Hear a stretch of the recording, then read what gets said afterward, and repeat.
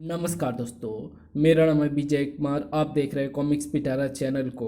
तो चलिए दोस्तों, तुलसी कॉमिक्स की शानदार स्टोरी को शुरू करते हैं, जिसका नाम है विचित्र जानवर। तो आप देख सकते हैं इसका कवर पृष्ठ, जो कि कुछ इस तरह का है। तो चलिए इसकी शानदार स्टोरी को हम शुरू करते हैं।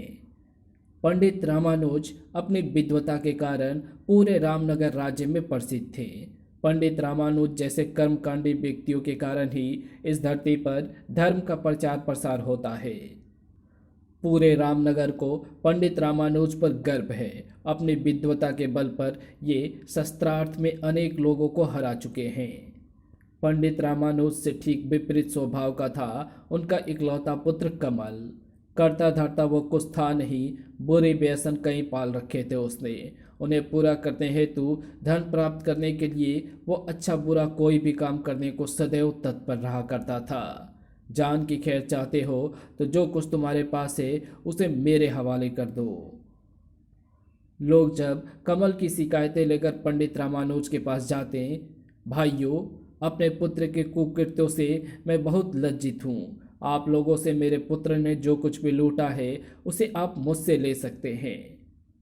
कमल को पंडित रामानुज बार बार समझाते, पर जब उस पर उनके समझाने का कोई असर नहीं हुआ तो एक दिन, तुम्हें मैंने लाख बार समझाया कमल कि बुराई की राह छोड़ दो, पर तुमने मेरी एक नहीं मानी। तुम्हारे कारण मुझे बार बार लोगों के सामने शर्मिंदा होना पड़ता है। मैं तुम्हारी ज्यादतियाँ अब और ज़्यादा नहीं सह सकता हूँ, इसलिए तुम आज ही इसी वक्त मेरे घर से निकल जाओ। पिताजी, ध्यान रहे, आज के बाद तुम इस घर में तो क्या, इस राज्य में भी नजर नहीं आना, वरना मुझसे बुरा कोई नहीं होगा। सिर झुकाकर घर से बाहर निकल गया कमल। स्वामी, यह आपने क्या किया? जवान बेटे को इस प्रकार दुत्कार कर निकाल दिया। कल्याणी, जो मैंने आज किया है उसे बहुत पहले कर देना चाहिए था। लेकिन ये भी तो सोचिए कि कमल हमारा इकलौता बेटा है, हमारे बुढ़ापे का सहारा बनेगा वो। जो अपना दायित्व तो खुद ना समझता हो, वो खाक हमारे बुढ़ापे का सहारा बनेगा। कल्याणी, फिक्र ना करो, कुछ दिनों तक इधर उधर की ठोकरें खाने के पश्चात हमारा निकम्मा बेटा पुनः घर लौट आएगा। दूसरी ओर कमल सोच रहा था, पिताजी के रोक टोक ने परेशान करके रख दिया था मुझे। चलो, जान छूटी। अब मैं यहाँ से कहीं दूर चला जाऊँगा, ताकि वहाँ मुझे कोई रोकने टोकने वाला ना हो। वो चलते चलते एक वन में जा पहुँचा। ओह, कोई सेठ लगता है, इसे लूटना चाहिए। दौड़कर वो उस राहगीर के सामने जा पहुँचा। कौन हो तुम? ज़्यादा बक बक ना कर और चुपचाप सारा माल निकाल कर मेरे हवाले कर दे। भय से कांपते राहगीर ने वैसा ही किया। जा, अब भाग जा यहाँ से।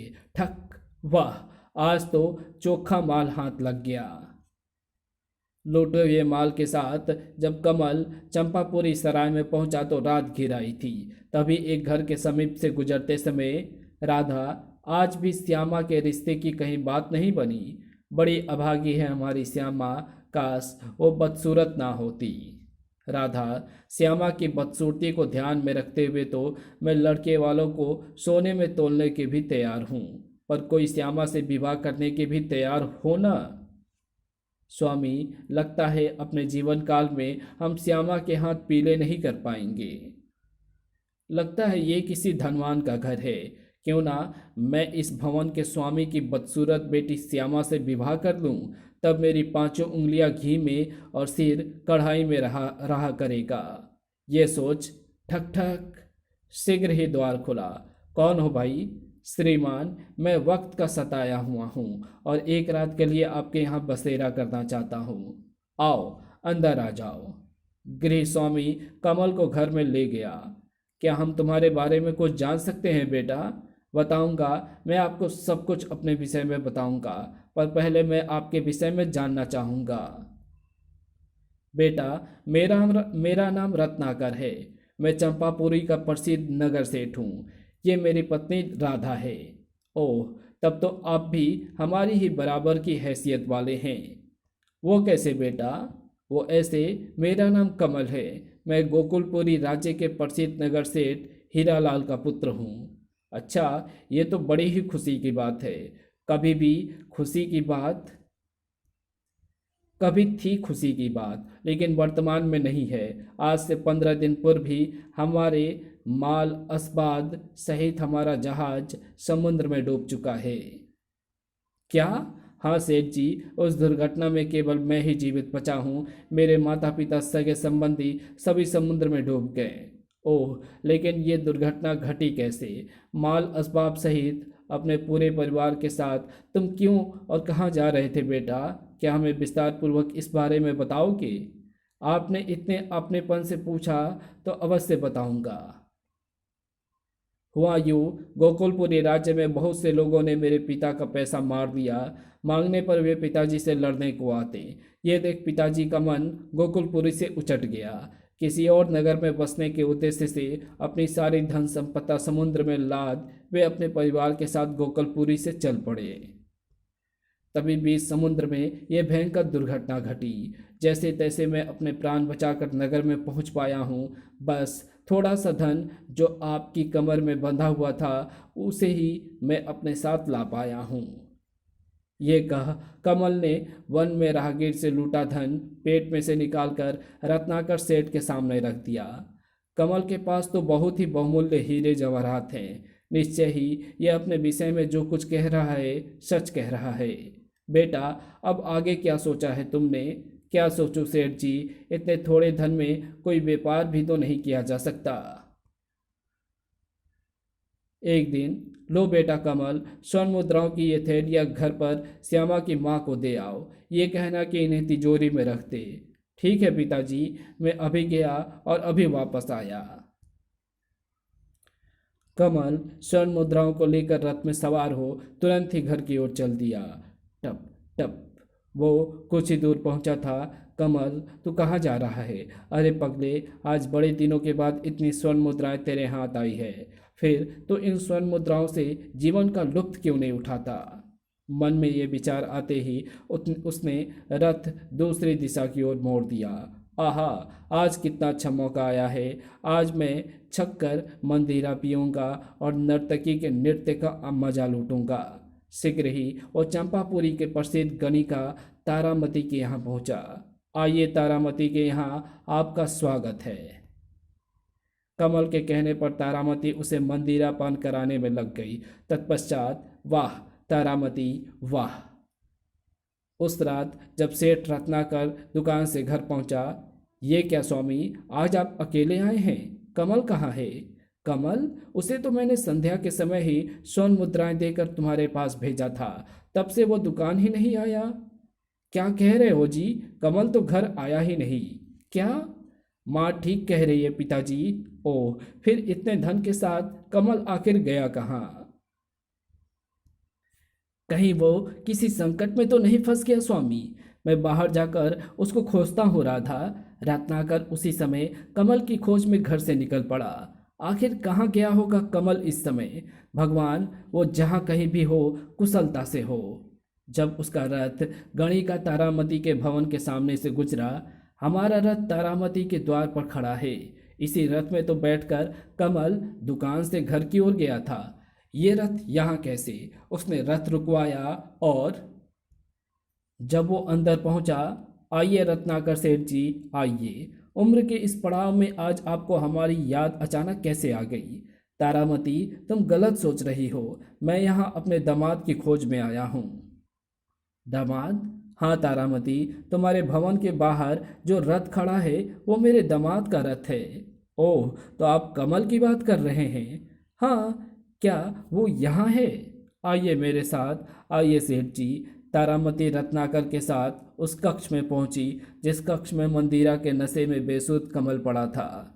क्या यही है आपका दामाद सेठ जी? हाँ तारामती, यही है। ओह, ये तो अत्यधिक मंदिरा पीकर नशे में बेसुध पड़ा है। तारामती, क्या मैं इसे अपने साथ ले जा सकता हूँ? क्यों नहीं सेठ जी, इससे मुझे जो कुछ लेना था वो तो मैं इससे ले चुकी हूँ। अभी मेरे किस काम का है? तारामती के सेवकों ने मदहोश कमल को उठाकर रथ में डाल दिया। तत्पश्चात, सारथी, तुम कमल के रथ को लेकर घर चलो और ध्यान रहे घर पर इस घटना के विषय में किसी को पता नहीं चलना चाहिए। ठीक है मालिक। रत्नाकर अपने रथ को स्वयं ही अपने घर की ओर लेकर चल दिया। कमल इतने गिरे हुए चरित्र का निकलेगा, इसकी तो मैंने स्वप्न में भी कल्पना नहीं की थी। उसे लेकर जब वो घर पहुंचा, स्वामी, क्या हुआ मेरे स्वामी को? कमल, तुम दोनों अपने अपने कक्षों में जाओ। कमल इस समय इस अवस्था में नहीं है कि वो हमें कुछ बता सके। उस रात सेठ रत्नाकर ने कमल को अपने कक्ष में रखा। राधा एवं श्याम के दिल को उस समय कितनी ठेस लगेगी जब उन्हें पता चलेगा कि कमल को तारामती के कोठे से उठा कर लाया हूँ। मैं उन दोनों को इस बात को कभी नहीं बताऊंगा, चाहे जो हो जाए। वो रात रत्नाकर ने जाग कर काटी। सुबह होने पर जब कमल का नशा उतरा, मैं यहाँ, वो अचकचा कर उठकर बैठ गया। पिताजी, मैं यहाँ कैसे आया? तुम यहाँ आए नहीं थे कमल, तुम्हें कल रात मैं स्वयं तारामती के कोठे से उठा कर लाया हूँ। ओह, इसका मतलब है रत्नाकर सेठ को सब कुछ पता चल गया है। कमल बेटा, कल रात तुम्हें तारामती के यहाँ देखकर मेरे दिल को बहुत दुख पहुंचा है। पिताजी, इसमें इतना दुखी होने की क्या जरूरत है? धनिकों के पुत्रों को ऐसे शौक तो हुआ ही करते हैं। कमल, मैंने ऐसे शौक ना कभी किए और ना ही मैं चाहूँगा कि मेरा दामाद इन शौकों में पड़े। आइंदा भूल कर भी ऐसी भूल नहीं करना। ठीक है पिताजी, आपकी ऐसी ही इच्छा है तो फिर मैं कभी तारामती के यहाँ नहीं जाऊँगा। शाबाश कमल, मुझे मुझे तुमसे ऐसी ही उम्मीद थी। अब सुनो, राधा और श्यामा को इस विषय में कुछ ना बताना, मैंने उनसे सच्चाई छिपाई हुई है। जी पिताजी। तभी राधा और श्यामा ने कक्ष में प्रवेश किया। कमल बेटे, रात तुम कहाँ चले गए थे?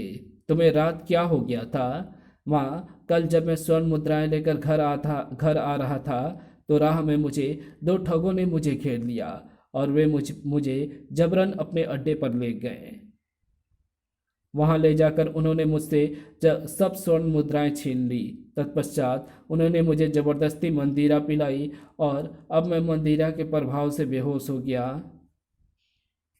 और जब मैं मंदिरा के प्रभाव से बेहोश हो गया तो ये मुझे नगर की सड़क पर छोड़ गए। रात वहीं से पिताजी मुझे उठा कर लाए थे। ओह, तब तो कल रात तुम्हारे साथ बहुत बुरी बीती स्वामी। भगवान का लाख लाख शुक्र है जो ठगों ने धन तो छीन लिया पर तुम्हारी जान बख्श दी। कमल रत्नाकर सेठ को दिए वचन को ज्यादा दिन नहीं निभा सका। 3 दिन पश्चात वो धन लेकर पुनः तारामती के यहाँ जा पहुंचा। आओ कमल, तुम्हारा स्वागत है। उस रात जब वो घर लौटा तो ओह, कमल के कदम बुरी तरह लड़खड़ा रहे हैं। लगता है ये मंदिरापान करके आया है। कमल, कहाँ से आ रहे हो तुम? वहीं से, हिच, जहाँ जाने से तुमने मुझे रोका था। हिच, तारामती के यहाँ तुम फिर वहाँ गए?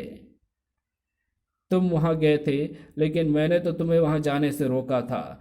सेठ जी, मैं अपनी मर्जी का खुद मालिक हूँ, आप मुझे मना करने वाले कौन होते हैं? क्या कह रहे हो? और नहीं तो क्या। हिच, मैं किसी के रोके से भी वहाँ जाने से नहीं रोकूंगा। हिच, धड़ाक, अगले ही पल, ओह, यह तो मूर्छित हो गया। ये मर क्यों नहीं गया? इसे मर जाना चाहिए था। यह क्या कह रहे हैं स्वामी? यह हमारी बेटी का सुहाग है। राधा, हमने कमल के रूप में गलत गलत पात्र का चुनाव किया है श्यामा श्यामा के लिए। काश उस रात हम इस चरित्रहीन कमल को अपने घर में पनाह ना देते। अच्छा हुआ जो श्यामा इस समय सो रही है, वरना कमल को इस दशा में देख उसे बहुत दुख होता। राधा, जब तक हम श्यामा से कमल के विषय में छिपा सकते हैं छिपाएंगे। कमल की हरकतें बदस्तूर जारी रहा। वो चिकना घड़ा बन चुका था। रत्नाकर सेठ की सीख को वो एक कान से सुनता और दूसरे कान से बाहर निकाल देता था। इस बीच श्यामा गर्भवती हो गई। बेटी, तुम माँ बनने वाली है। उचित अवसर पर एक रात श्यामा ने अपने पुत्र को जन्म दिया। माँ, आपके दामाद कहाँ हैं? अपने बेटे के बारे में जानकर उन्हें बहुत खुशी होगी। बेटी, कमल दुकान की उगाही के सिलसिले में दूसरे नगर में गया हुआ है, रात गए तक लौट आएगा। ओह, इस पगली को कैसे बताऊं कि इस समय कमल तारामती के कोठे पर मंदिरा के नशे में चूर पड़ा होगा। उस रात जब रात्रि के अंतिम प्रहर नशे में झूमता कमल तारामती के भवन से बाहर निकला। रुको कमल, कहाँ जा रहे हो? नशे में चूर कमल ने जैसे तैसे अपनी पलकें ऊपर उठाई। पिताजी आप? हाँ मैं। अब बताओ इस समय कहाँ जा रहे हो? आपके घर, अपनी पत्नी के पास। किसका घर? किसकी पत्नी? यह आप क्या कह रहे हैं पिताजी? मैं ठीक ही कह रहा हूँ कमल। तुमने आज तक अपने दायित्व को समझा है कभी? मैंने लाख बार तुम्हें इस राह पर चलने से रोका, पर तुमने मेरी एक ना सुनी। जानते हो ये राह बर्बादी की ओर जाती है। कान खोल कर सुन लो, आज के बाद तुम मेरे घर में तभी कदम रख सकोगे जब अपनी पत्नी और पुत्र के लिए मेहनत से कुछ कमा धमा कर लाओगे। मेरा पुत्र? हाँ, श्यामा ने आज रात ही एक पुत्र को जन्म दिया है। ओह, तब तो मैं अपने पुत्र को देखने अवश्य वहां जाऊंगा। खबरदार, जो भूल कर भी मेरे घर में तुमने पांव रखा, पहले बुरी राह पर चलना छोड़कर स्वयं में सुधार करो, तभी मेरे घर की ओर रुख करना। कमल को ये चेतावनी दे रत्नाकर वापस लौट गया। रत्नाकर सेठ की चेतावनी ने तो मेरा सारा नशा काफूर कर दिया है। रात्रि की इस प्रहर अब आखिर जाऊं तो कहाँ जाऊं? उसकी कुछ समझ में नहीं आया तो तारामती के भवन में वापस मुड़ गया। जब वो अंदर पहुंचा तो तारामती सोने की तैयारी कर रही थी। कमल, तुम वापस क्यों लौट आए? और क्या करता? सेठ ने मुझे अपने घर में प्रवेश करने से मना जो कर दिया। क्या? तुम्हारे सिवा मैं इस नगरी में और किसी को जानता तक नहीं। रात्रि की इस प्रहर और कहाँ जाता मैं, इसलिए तुम्हारे पास वापस लौट आया। सेठ रत्नाकर ने तुम्हें अपने घर में घुसने से मना कर दिया। इसका मतलब तो ये हुआ कि अब तुम्हें वहां से व्यय करने को धन भी नहीं मिलेगा। ये सच है तारामती? तब फिर तुम यहाँ क्या कर रहे हो? इसी समय मेरे भवन से बाहर निकल जाओ। ये तुम क्या कह रही हो तारामती? एक धनहीन आदमी को भला एक वेश्या क्यों अपने घर में पनाह देगी? हाँ, यदि तुम्हारे पास पैसा है तो तुम एक क्या कई रात यहाँ रुक सकते हो। लेकिन तारामती, मैं तुम्हारे लिए धन अब कहाँ से लाऊं? कहीं से भी लाओ। ये मेरे नहीं, तुम्हारे सोचने की बात है कमल। ओह तारामती, मैंने आज तक कोई काम धाम करना सीखा ही नहीं, फिर कैसे मैं धन कमा सकता हूँ? तो फिर इसी नगर की दक्षिणी सीमा पर उजाड़ स्थान पर रहने वाले टंकार जादूगर के पास जाओ, वो तुम्हारी धन की समस्या को हल कर देगा। अच्छा, लेकिन कैसे? वो जरूरतमंद लोगों को कर्ज देता है। बदले में कर्ज लेने वाले को उसकी कोई ना कोई एक शर्त पूरी करनी पड़ती है। ओह, ये तो बड़ा ही मुनाफे का काम है, बिना मेहनत के पैसे मिलता है।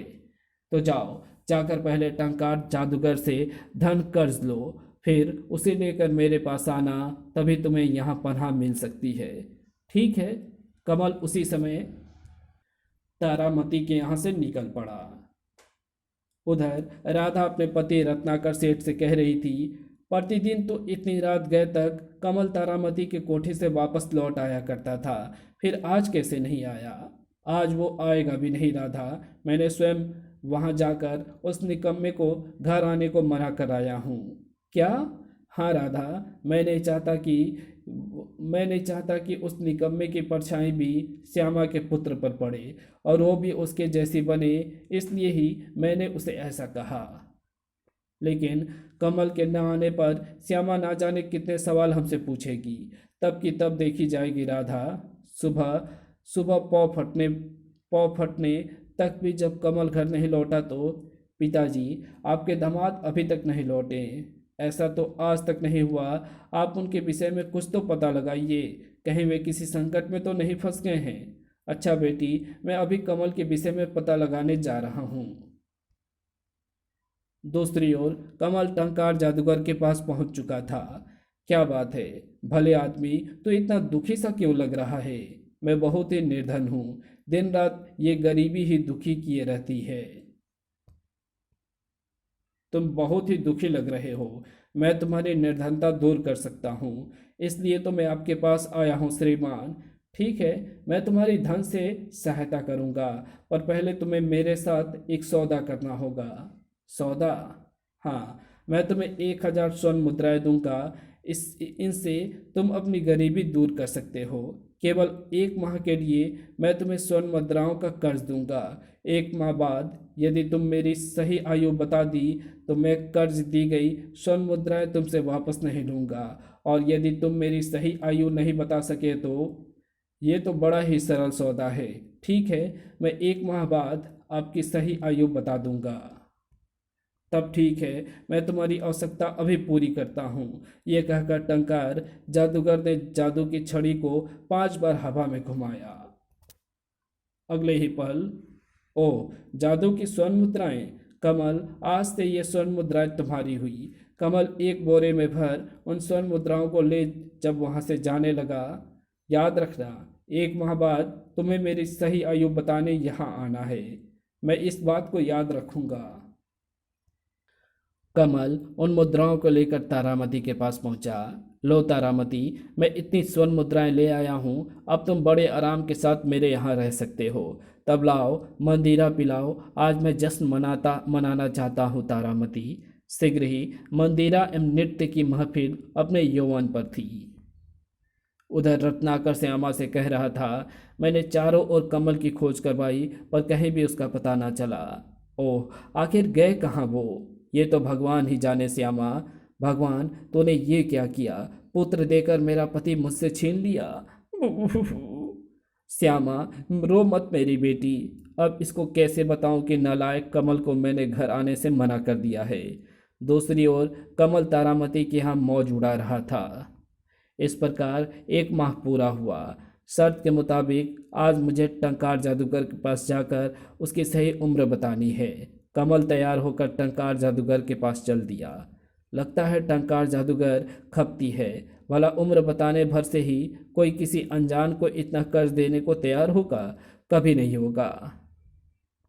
टंकार जादूगर को मैं उसकी सही उम्र बताकर उससे और स्वर्ण मुद्राएं कर्ज में ले आऊंगा। जब वो टंकार के पास पहुंचा, आ गए कमल, शर्त के मुताबिक अब मेरी सही उम्र बताओ। तो सुनो, तुम 60 वर्ष के आसपास की आयु के हो। तुम्हारा अनुमान गलत है कमल।